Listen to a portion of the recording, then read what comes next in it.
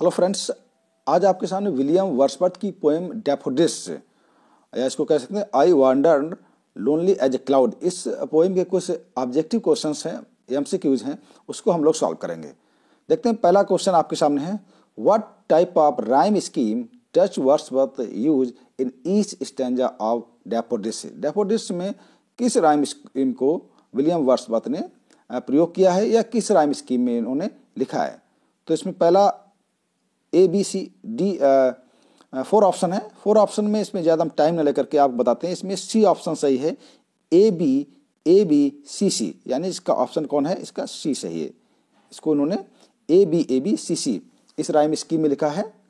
और लास्ट में इसको हम कपलेट भी कह सकते हैं, दोहा जिसको कहते हैं। सेकेंड क्वेश्चन आपके सामने है, what type of flower does the speaker find in the first stanza. Daffodils की जो फर्स्ट स्टैंजा है वहाँ पर किस फ्लावर्स की बात विलियम वर्ड्सवर्थ कर रहे हैं। तो ऑप्शन फर्स्ट है लिलैक्स, डैफोडिल्स, ट्यूलिप्स एंड रोजेज। निश्चित रूप से इसमें इन्होंने डैफोडिल्स की ही बात की है। इसका आंसर क्या है, डैफोडिल्स सही है, और किसी फ्लावर्स की बात उन्होंने फर्स्ट स्टैंजा में नहीं की है। तो डैफोडिल्स का आंसर बी, इसका आंसर बी है, डैफोडिल्स सही है।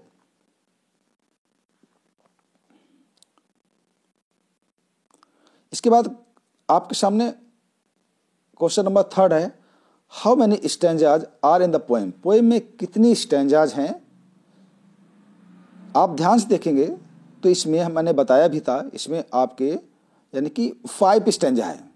किस स्टैंजा है, इसमें 5 स्टैंजा। इस विलियम वर्ड्सवर्थ की पोएम डैफोडिल्स में 5 स्टैंजा है, यानी 5 स्टैंजा में इस पोएम को विलियम वर्ड्सवर्थ ने लिखा। आ सकता है ये भी, क्योंकि बहुत छोटी पोएम, बहुत इंपॉर्टेंट पोएम है, तो स्टैंजा भी पूछ सकते हैं, तो आपको मालूम होना चाहिए। क्योंकि आपको 14-15 ही पोएम्स मैं पढ़ा रहा हूँ, उन्हीं से क्वेश्चन आते हैं। जो भी आपकी यूनिवर्सिटीज़ हैं, कॉलेजेस हैं, यूनिवर्सिटी का सिलेबस होता है, यही 15-20 पोएम्स हैं, 20 भी नहीं, मतलब 15 पोएम्स हैं, उन्हीं से क्वेश्चन पूछे जाते हैं। तो इसका आंसर ए, यानी कि डैफोडिल्स में 5 स्टैंजाज हैं।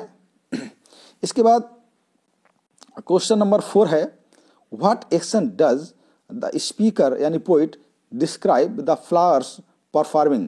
यानी कि उसमें एक जगह बात की गई है कि जो फ्लावर हैं उसका मूवमेंट क्या, वो क्या एक्शन है, किस टाइप से वो फ्लावर्स जो एक्शन कर रहे हैं, मूवमेंट कर रहे हैं, परफॉर्मेंस कर रहे हैं। तो इसमें ट्विरलिंग, सिंगिंग, डांसिंग, स्ट्रेचिंग। आपको स्पष्ट होगा वहाँ पर फ्लावर डांसिंग एंड फ्लटरिंग की बात की, फ्लटरिंग इसमें है नहीं, तो यहाँ पर ऑप्शन सी, यानी कि क्वेश्चन नंबर 4 का ऑप्शन सी सही, यानी कि फ्लावर को डिस्क्राइब किया, उसका परफॉर्मेंस क्या दिखाया गया है, यानी कि डांसिंग।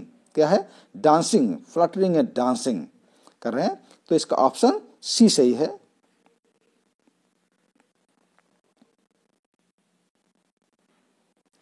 क्वेश्चन नंबर 5 आपके सामने, to what other natural images does the speaker compare the flowers in the second stanza. Second stanza में और किस नेचुरल इमेज से वो डैफोडिल्स को कंपेयर करता है।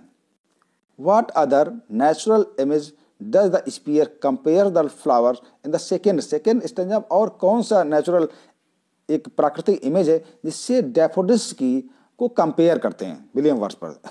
तो इसमें देखेंगे आपको, उसमें ऑप्शन सी है, पहला ऑप्शन इसमें क्या है, the ocean, the forest, the star, the mountains. Star की बात की गई, जैसे continuous, daffodils continuous as the star की बात की लाइन आएगी आपको। तो इसमें ऑप्शन सी है, यानी कि डैफोडिल्स की कंपेयर कैसे की है सेकेंड स्टैंजा में, ऑप्शन सी सही है, स्टार से किया है। इसके बाद है, what does the, question number 6 है, what does the phrase sprightly dance mean. क्या मतलब स्प्राइटली डांस, ये उसमें लाइन एक आई थी, स्प्राइटली डांस आया था, ये वर्ड आया, फ्रेज आया था।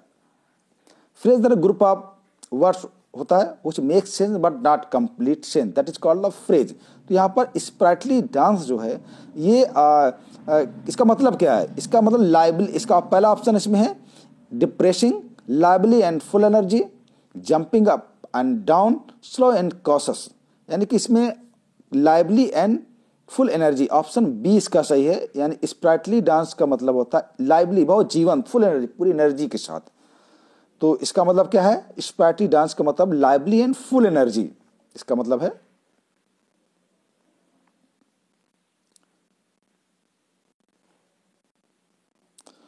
क्वेश्चन नंबर 7 आपके सामने है।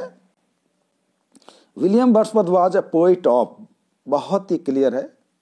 ऑप्शन इसमें है nature, romance, poet and love. ये poet of nature, worshipper of the nature बोला गया, वर्शिपर ऑफ द नेचर, यानी कि इनको क्या है, पोइट ऑफ नेचर, इसमें कोई डाउट नहीं है, पोइट ऑफ नेचर है विलियम वर्ड्स। ऑप्शन ए इसका सही है। क्वेश्चन नंबर 7 का ऑप्शन ए सही है। William Wordsworth was a poet of nature. Question number 8 है, William Wordsworth was born in. William Wordsworth का बर्थ यानी कि वो कब उनका बर्थ हुआ था, कब वो पैदा हुए थे। William Wordsworth was born in, इसमें ऑप्शन है A 1850, option B 1772, option C 1852, option D 1770, option D ही इसका सही है।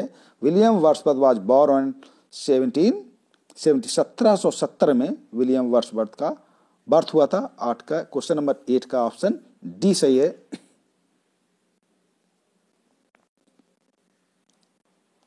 क्वेश्चन नंबर 9 आपके सामने है। द डैफोडिल्स वर ग्रोइंग, यानी उसमें लाइन में दिखाया गया, स्टैंजा में दिखाया डैफोडिल वर ग्रोइंग, किस तरीके से वो ग्रो हो रहे थे, किस तरीके से उनका दिख रहे थे, किस तरीके से वो उग रहे थे, यानी वो कहाँ कहाँ थे। उसमें ऑप्शन फर्स्ट ऑप्शन है along the margin of the bay, by the side of pool, by the river side, in a garden. आपको स्पष्ट लाइन ही इसमें दिया गया, आपने ध्यान से पढ़ेंगे तो इसमें है ऑप्शन इसका ए सही है। Along the margin of the bay, उस झील के, लेक के मार्जिन ऑफ द, किनारे, मार्जिन ऑफ वे, along the margin of bay, उस झील के किनारे किनारे। ये लाइन ही यानी ये फ्रेज ही इस्तेमाल किया गया, along the margin of bay, उस डैफोडिल्स उस बे लेक के किनारे किनारे तट पर वो ग्रो हो रहे थे। The poet saw, question number 10 है। द पोइट सॉ ऑप्शन है द, यानी कितने डैफोडिल्स है इसमें पूछना चाह रहा, a few, white, a blue, a large number of. इसमें कौन सा ऑप्शन सही है, तो ये लाइन आती है a large number of, line क्या उसमें क्लियर ही है, a large number, host, large number of. The poet saw a large number of daffodils, इसका ऑप्शन डी सही है। क्वेश्चन नंबर 10 का ऑप्शन डी सही। The poet saw daffodils, the poet saw a number of daffodils. Thank you very much. इसको आप revise करिए, निश्चित रूप से इससे कई क्वेश्चन फंसेंगे।